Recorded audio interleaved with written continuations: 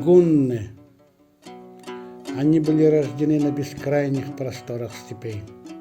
Прекрасные наездники и лучники.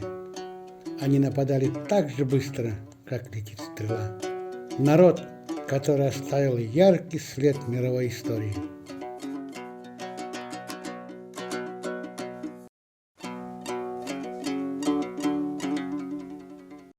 Все ученые-гуннологи, изучавшие гунские языки, это Бенцик, Пуленбек, Дерфер, Басхаков, сходятся в одном.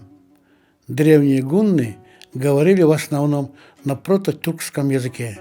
Они отмечали факт того, что гунский язык представляет собой в сущности древнекыргызско-древнекыпчакский язык и имеет прямое отношение к современному кыргызскому языку.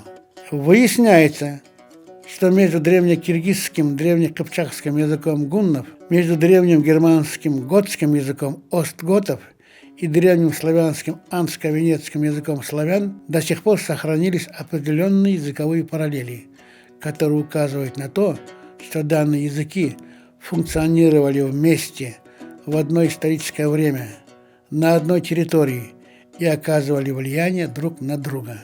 Устанавливать сегодня языковые параллели между древними языками гуннов и восточных славян проблематично, поскольку позже, через 7-8 веков, восточнославянские языки испытали на себе сильное влияние среднетюркского татарского языка, который преобладал у татаро-монголов, захвативших восточнославянские земли.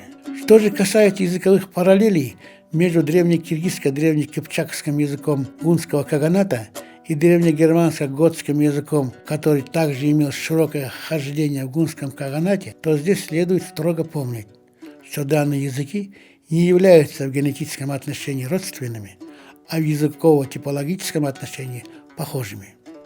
Готский язык есть язык древних германцев. Он происходит из индоевропейской языковой семьи, из германской ветви языков и из западногерманской группы. Гунский же язык есть язык древних киргизов и древних кипчаков. Он происходит из урало-алтайской языковой семьи, из гунской тюркской ветви языков, из восточно-гунской киргизско-кыпчакской группы. В тетралогии гунны автора Амиана фон Бека Алматы 2006 можно насчитать до 300 языковых параллелей между готским и гунским языками на всех языковых уровнях. На уровне фонетики, грамматики и лексики. Кыргызский, гунский, шекери, сладости, немецком цукари, готском цукари, немецкий цукар, английский шуга. Кыргызский сорпа, гунский сорпа, немецкий зуппа, английский и все остальное.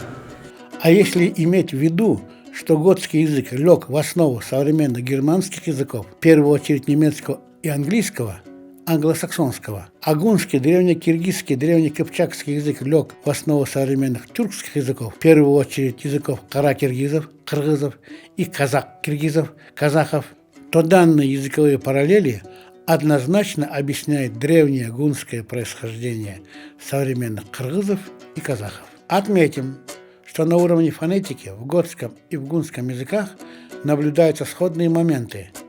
Наиболее ярко проявляющиеся это: первое.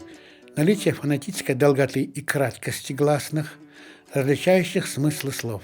Второе. Наличие редких гласных, произносящихся с особой артикуляцией и ü. Третье. Наличие редкого заднеязычного согласного н, отсутствующего в других языках.